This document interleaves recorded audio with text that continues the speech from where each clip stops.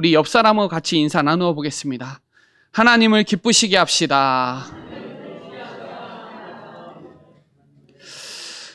이번 주 말씀 제목이 하나님을 기쁘시게입니다. 하나님을 기쁘시게. 하나님을 기쁘시게 하는 생활이라고 써져 있죠. 하나님을 어떻게 기쁘시게 할 거냐. 오늘 거기에 대한 이게 신앙생활의 어떤 결론이고 본질이라고 볼 수 있습니다. 하나님을 기쁘시게 하는 삶이 저와 여러분의 이 신앙생활의 영적 슬로건이 되셔야 돼요. 어떻게 하면 하나님을 기쁘시게 하는 것인가. 그래서 여러분 매일, 매 시간, 매 사건마다 모든 만남, 모든 언행에서 하나님을 기쁘시게 하는 것이 얼마나 중요한지를 조금만 생각해도 변화는 일어나요. 그래서 정말 이 예수님이 그리스도라는 사실을 조금만 생각해도 변화는 일어납니다. 그분이 하나님 만나는 길이다. 죄와 저주에서 해방하는 정말 축복이다. 마귀를 멸하신 그리스도, 이 비밀을 안다면 하나님을 기쁘시게 하는 삶을 살 수밖에 없어요. 믿음이 없이는 하나님을 기쁘시게 할 수가 없어요. 그래서 오늘 이 데살로니가전서 4장에서 이 바울은 이 하나님을 기쁘시게 하는 삶에 대한 구체적으로 오늘 거기에 대한 내용이 나와 있습니다. 이 세 가지 손이 있는데 한 가지는 오른손, 왼손, 겸손. 그리스도에 대한 겸손이 없으면 하나님을 기쁘시게 할 수가 없어요. 우리 빌립보서 2장 5절부터 쭉 읽어보면요. 그리스도의 마음을 품으라. 그는 근본 하나님의 본체신데 자기를 비워 죽기까지 복종한 그 겸손. 하나님의 말씀에 전적인 순종하는 자리에 나아가는 그 겸손. 여러분, 그 모든 이에 뛰어난 이름 예수 그리스도. 그 비밀을 알아야 구원을 이루게 됩니다. 구원을 이루라는 말은 성화되라는 말이에요. 그 성화되는 사람들을 기쁘신 뜻을 위하여 하나님은 소원을 두고 행하신다고 빌립보서 2장 13절에 나와요. 구원을 이루라. 두렵고 떨리는 마음으로 구원을 이루라. 그 말은 그리스도인의 삶을 살으라. 그거예요. 여러분, 17세기 영국에서 이 웨스터민스터 신앙 고백서를 만들었거든요. 대요리는 목사님들이 보라고 써졌고 소요리는 중직자들, 렘넌트들이 보라고 써져 있는데 제1 문답. 그게 뭐냐면 사람이 제의되는 목적이 뭐냐. 그게 1문답이에요. 소요리, 대요리는 같아요. 같이 써져 있어요.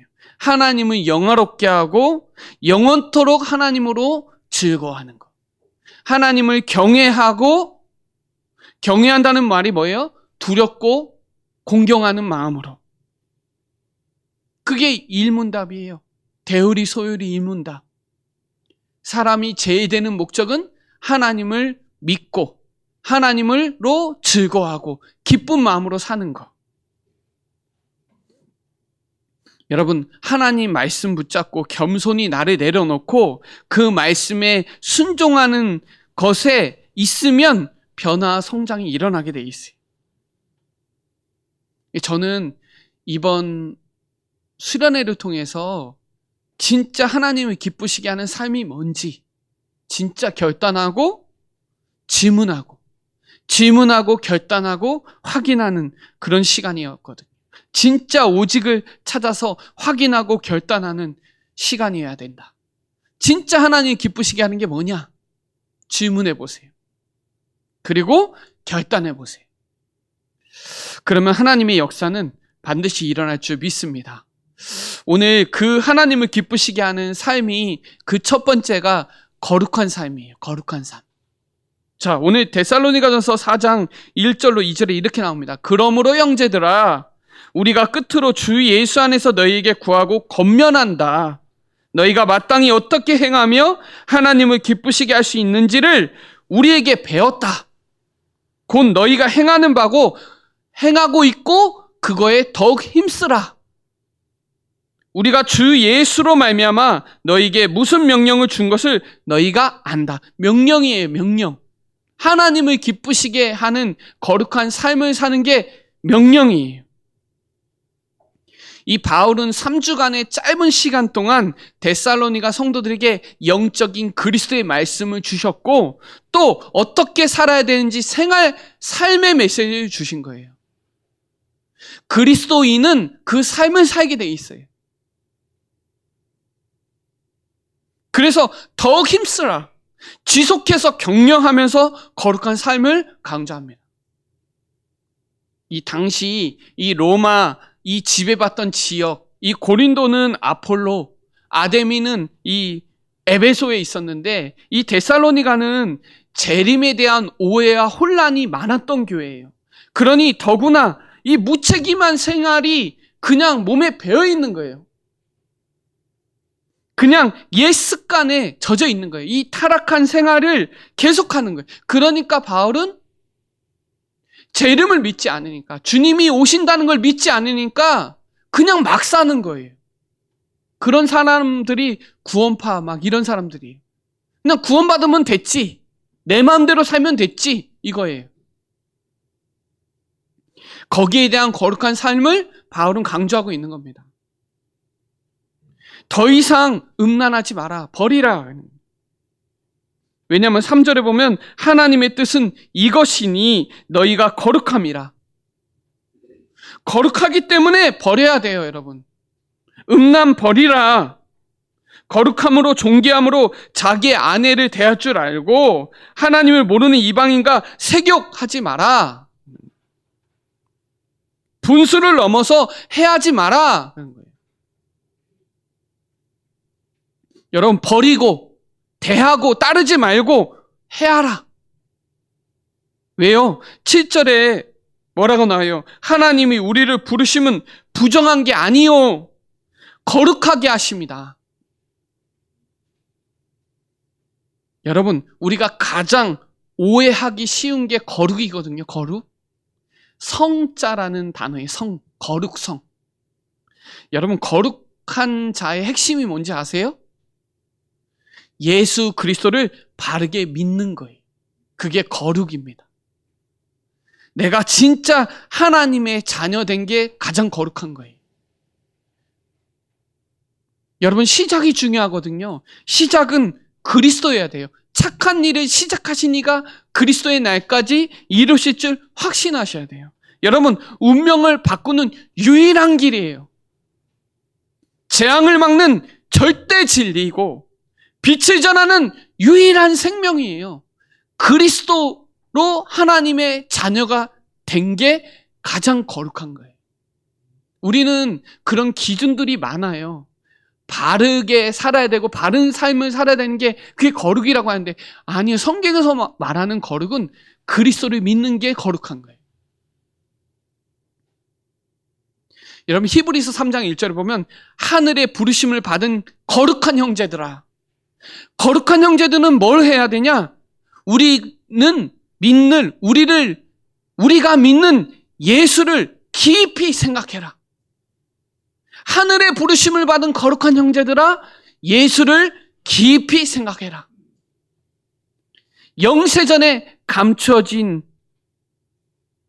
그 이름, 성육신 하시고 부활하신 그리스도, 그분은 재림주로 심판주로 오실 그리스도를 깊이 생각해라.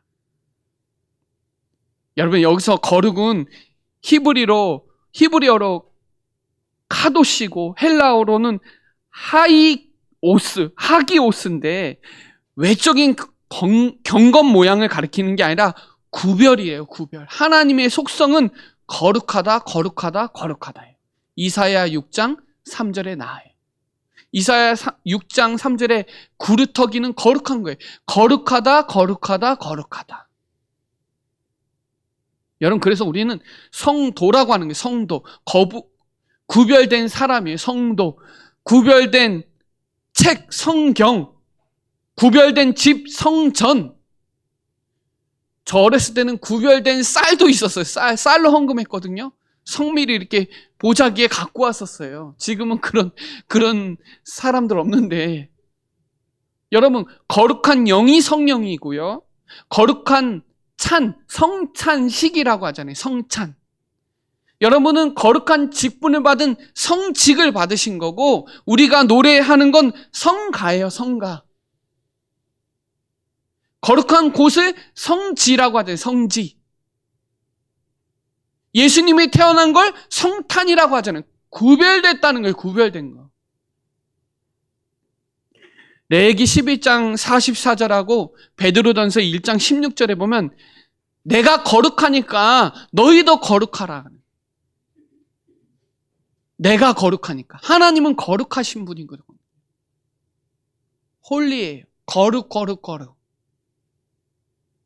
하나님의 자녀가 됐다면요, 죄와 세상으로부터 구별된 삶을 살게 돼 있어요. 하나님의 자녀면.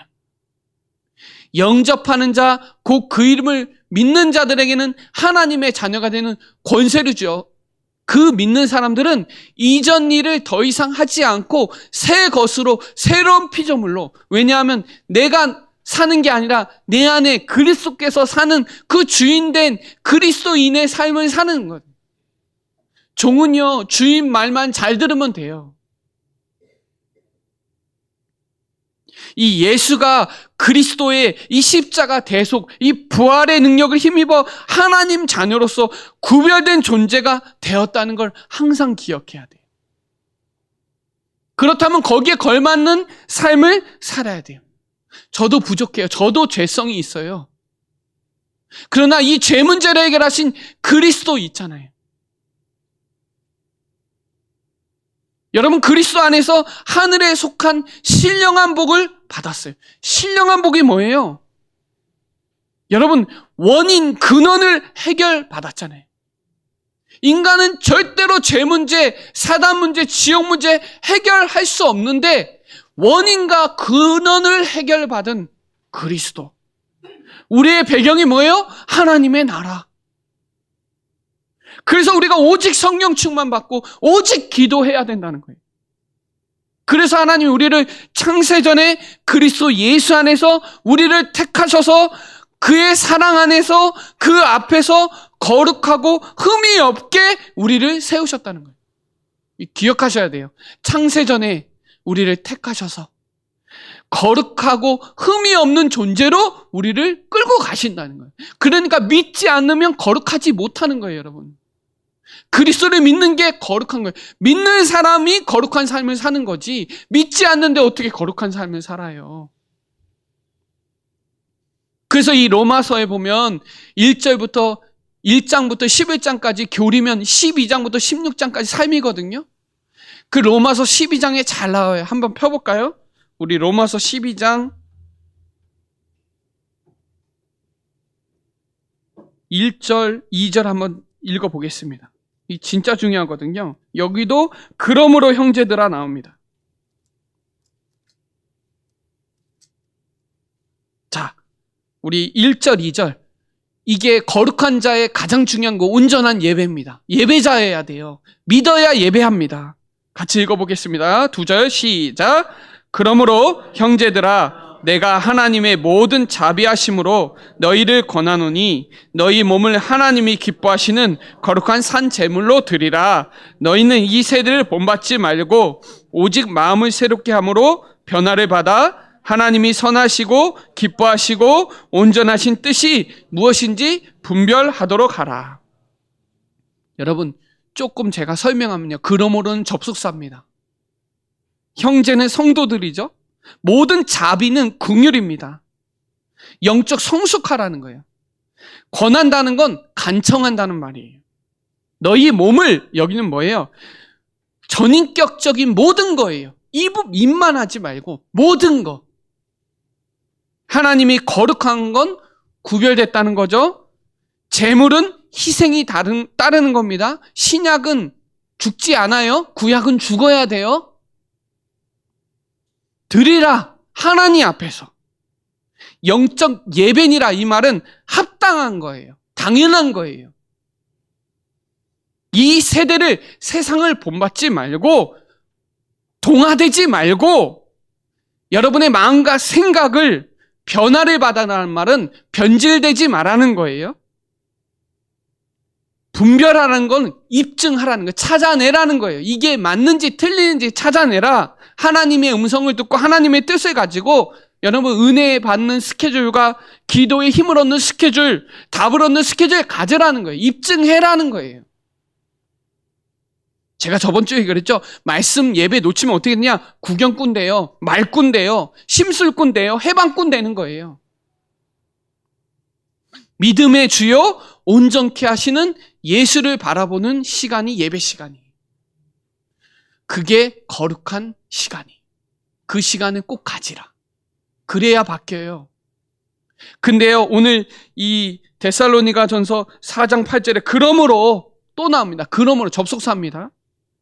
저버리는 자를 사람을 저버림이 아니요 너희에게 그의 성령을 주신 하나님을 저버립니다. 여러분, 거룩함은요 인간의 힘으로 능력으로 할 수 없어요. 그렇기 때문에 하나님이 우리에게 성령 충만을 주시는 거예요. 우린 거룩하지 않으니까. 그래서 이 성령이 우리를 가르쳐 주시고 생각나게 하시고 평안을 주시고 미래일도 알려주시고 우리의 연약함을 도우시잖아요. 성령께서. 여러분, 구별된 하나님의 자녀가 예배할 때 성령의 역사가 일어납니다. 기억하셔야 돼요. 하나님의 성품을 닮아가고 성령 인도 받는 중요한 시간. 그래서 바울이 갈라디아 교회를 보고 갈라디아 3장에 보면 이 어리석은 갈라디아 교회 사람들아, 왜 성령으로 시작해서 왜 육체로 마치냐는 거예요. 성령으로 시작했으면 성령으로 마쳐야지. 복음으로 시작했으면 복음으로 마쳐야지. 왜 육신으로 마치냐 그거예요. 여러분, 우리가 그리스도 믿으면 그리스도로 마쳐야지. 그렇죠. 그게 신앙생활이에요. 그래서 마지막이 중요한 거예요. 끝이 중요한 거예요. 여러분, 오늘 이 거룩한 삶을 통해서 진짜 구별된 하나님의 자녀는 온전한 예배를 통하여 성령 충만을 통하여 우리의 죄성, 우리의 육신적인 거를 뛰어넘고 하나님을 영화롭게 하고 하나님을 즐거워하는 저와 여러분 되시기를 바랍니다. 두 번째는요, 9절부터예요. 형제들아, 형제 사랑에 관하여는 너희에게 쓸 것이 없음은 너희들 자신이 하나님의 가르치심을 받아 서로 사랑하다. 너희가 온 마게도냐 모든 형제에 대하여 과연 이것을 행하도다. 형제들아, 권하노니 더욱 그렇게 해라. 여러분, 그리스도 안에서 맺어진 신령한 가족, 공동체, 이거 알아야 돼요. 로마서 12장 10절에 보면요, 12장 1절로 2절을 읽었잖아요. 예배 축복받는 사람들이 형제 사랑해요. 서로 우애하고 존경하고 서로 먼저 배려해줘요. 갈라디아서 6장 2절에는요, 사랑 안에서 서로 짐을 서로 같이 져주는 거예요. 힘든 거 같이 서로 짐 져주고. 골로새서 3장 13절에 보면 용납하고 용서해주고. 데살로니가전서 5장 11절에는 위로 격려해주고 세워주고. 이게 형제 사랑이에요. 비판만 하지 말고 용서해주고 기다려주고 수용해주고 다시 복음으로 권면해주고. 이게 주 안에서 형제 사랑하는 게 얼마나 중요한지 데살로니가 교회 성도들에게 오늘 바울은 권면하고 있는 겁니다. 여러분, 우리는 그리스도의 피로 나는 영적 가족이거든요. 이 갈보리 십자가에서 다 끝내주신 그 값은요, 환산할 수가 없어요. 그럼요, 용서받았잖아요. 그럼 다 용서해 줄 수 있어요. 다 수용해 줄 수 있어요. 항상 기회주고. 우리는 하나, 아버지로 부른 형제 자매거든요. 시편 133편 1절에 보면 보라, 형제가 연합하여 동거함이 어찌 그리 선하고 아름다운고. 여기 10절에 보면 데살로니가의 성도들은 자기들끼리만 사랑한 게 아니에요. 마게도냐 수도잖아요. 거기는 모든 사람들이 다 많이 와요. 그 사람들을 다 사랑해 줬다는 거예요. 뭘로요? 아가페 사랑.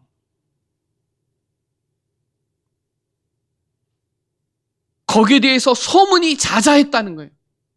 그 환난 속에서도 예배, 성령의 기쁜 마음으로 예배 승리하고 모든 사람들을 사랑해 줬다는 거예요. 그게 각처에 소문이 났다는 거예요. 그게 믿음의 본이에요. 여러분, 교회는요, 누구든지 다 사랑해 주는 곳이에요. 누구든지 다 기회 주고 살리는 곳이에요. 죽이는 곳은 교회가 아니에요. 그래서 이 사랑의 사도 요한은 하나님이 우리를 얼마나 사랑해서 독생자를 주셨다는 거예요. 요한복음 13장에 보면 서로 사랑해라. 새 계명을 주니까 서로 사랑해라. 그래야 제자다. 이렇게 나와요. 요한일서 3장 18절에 보면 이렇게 나와요. 말과 혀로만 사랑하지 마라. 우리 그렇게 많이 하거든요. 행함과 진실함으로 사랑해라. 여러분, 말로, 혀로 사랑한다고 많이 하거든요. 요한일서가 사랑장이에요, 사랑장. 요한일서 4장이 사랑장인데요. 사랑 안에 두려움이 없고, 두려워하는 자는 사랑을 온전하게 이루지 못한대. 두려움에는 뭐가 따라요? 형벌이 따라요. 왜요? 예수님이 우리를 먼저 사랑하셨어요. 누구든지 하나님을 사랑한다고 하고 형제를 미워하면 거짓말하는 자래요. 그 형제를 사랑하지 않는 자는 사랑을 할 수 없어요, 여러분. 계명을 주는데 서로 사랑하래. 그게 요한일서 4장에 나와요. 18절로 21절에. 요한일서 5장 1절에 뭐라고 나왔냐면 예수가 그리스도이심을 믿는 자가 하나님을 사랑하는 거다. 이렇게. 그 사랑이 요한일서 5장 4절에 그 믿음이 세상을 이기는 거예요. 그 사랑의 완전체 되시는 예수 그리스도를 믿어야 세상에서 승리하는 비밀이에요. 사랑하는 자여 내 영혼이 잘된 같이 범사에 잘되고 강건하기를 간구하노라. 이게 요한 사도가 쓴 거예요. 사도 바울이 뭐라 그랬어요? 우리가 아직 죄인 되어 있을 때 그 사랑을 십자가에서 확증했다. 하나님을 사랑하신 자, 곧 그의 뜻대로 부르심을 입은 자들에게는 합력하여 선을 이룬다. 그 사랑을 누구도 끊을 자가 없다. 이렇게 나와요. 여러분, 믿음, 소망, 사랑 중에 제일은 사랑이라. 여러분, 진짜 사랑하면요, 말이 달라요. 꽹가리 소리가 아니에요. 사랑하면 기다려주고 용서해주고. 왜요? 우리 하나님 사랑해요. 그 사랑받은 자가 거룩하게 사는 거죠. 거룩한 삶을 사는 사람은 사랑해요. 여러분, 오늘 형제를 우리가 이번 정교인 수련회인데 진짜 사랑의 언약의 공동체가 되는 축복을 누리는 저와 여러분 되시기를 바랍니다. 네, 여기 12절에 보면 이렇게 나옵니다. 이는 외인에 대하여 단정하게 행하고 또한 아무 궁핍함이 없게 하려 함이라. 이걸 되게 많이 묵상했는데요. 결론은 외인들에 대하여 이거예요.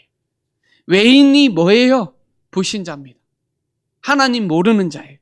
여러분, 네피림 시대, 교회 혼란 시대, 시대적 요청은 불신자 전도하라는 거예요. 전도 선교하라는 거예요. 생명 살리라는 거예요. 일어나 빛을 발하자는 거예요. 정말 예수가 그리스도라는 사실을 믿는 게 하나님 기쁘시게 하는 거니까 불신자들에게 뭐가 필요해요? 예수가 그리스도. 예수만 그리스도. 이거 전해줘야 돼요. 하나님은요, 전도에 미련한 걸 가시고 믿는 자들을 구원하시기를 기뻐하세요. 여러분이 구원의 길을 믿고 있으면 세상 사람들은 알아요. 귀신 들린 자는 알아요. 구원의 길을 전한 자라고 점수라는 귀신 들린 여종이 말한 거예요. 십자가의 도는 미련한 게 아니에요. 하나님의 능력이에요. 여러분, 현장에 구원의 길이 필요하다니까요. 현장에 그리스도만 필요하다니까요. 영생 주기로 작정된 자는 믿어요, 여러분. 그것 때문에 모든 사람에게 전하는 거예요. 237 나라 살리는 게 우리가 받을 응답의 기준이고요. 5천 정도 살리는 것이 후대가 받을 응답이에요. 우리가 이거 발판 삼아줘야 돼요. 세 가지 뜰 만들지 않으면 이거 모르는 교회 문 닫는 시대 오고 있잖아요. 후대 살릴 수 있는 금토 시대 열고 묵상 시대 모르면 치유 못하는 거예요. 그래서 여기 성경 구절 꼭 읽어보셨으면 좋겠어요. 야고보서 5장 19절로 20절에 보면 진리에서 떠난 형제들. 여러분 여기서 떠난 사람도 있거든요. 찾아서 영혼 구원해줘야 돼요. 갈 데가 없어요. 아는데도 진리를 아는데도 서론 때문에 떠난 사람 있어요, 여러분. 찾아서 돌봐줘야 돼요. 그게 최고의 돌봄이에요. 유다서 1장 22절, 23절에 보면 죄의 자리에서 끌어내는 사랑, 영혼에서 불에서 끌어내는 거, 지옥의 불에서 끌어내는 거, 이게 불신자 전도입니다. 여러분 지옥 믿으세요? 믿으세요? 오늘 갈 수도 있거든요. 그럼 끌어내야 돼. 갈라디아서 6장 1절에 보면 죄에 빠진 형제를 바로 잡아주래요. 이것이 복음의 사랑이에요. 여러분 죄에 빠져 있는데 계속 놔두지 말고 바로 잡아줘야 돼. 바로 잡는 게 복음이에요. 로마서 9장에 보면 바울은 이 동족에게 복음 전하는 거는 나 죽어도 괜찮다는 거예요. 여러분 우리가 친척들을 위해서 고륙전도를 위해서 얼마만큼 생각하세요? 이번 휴가 때 진짜 친척들을 전도해야 되겠다. 여기에 대해서 내가 단정히 하고 있나? 내가 이런 삶을 살고 있나? 저는 많이 질문해 봤거든요. 이번 주 말씀을 통해서. 질문해 보고 내가 진짜 전도의 생각이 있나? 거룩한 삶을 살고 진짜 영혼 사랑하고 있나? 질문해 보고 결단해야 되잖아요. 그러면 교회가 필요 없어요, 여러분. 교회는요, 생명 살리는 유일한 하나님의 세우신 곳이에요. 교회가 영혼 살리지 않는다면 교회가 있을 이유가 있나요? 사실은. 그게 가장 크지 않을까요? 지역에 영향을 미치는 건 생명운동 아닌가요?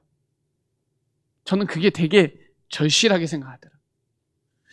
우리 주변에 복음 없이 진짜 지푸라기라도 잡으려고 헤매고 있는 영혼들이 있어요.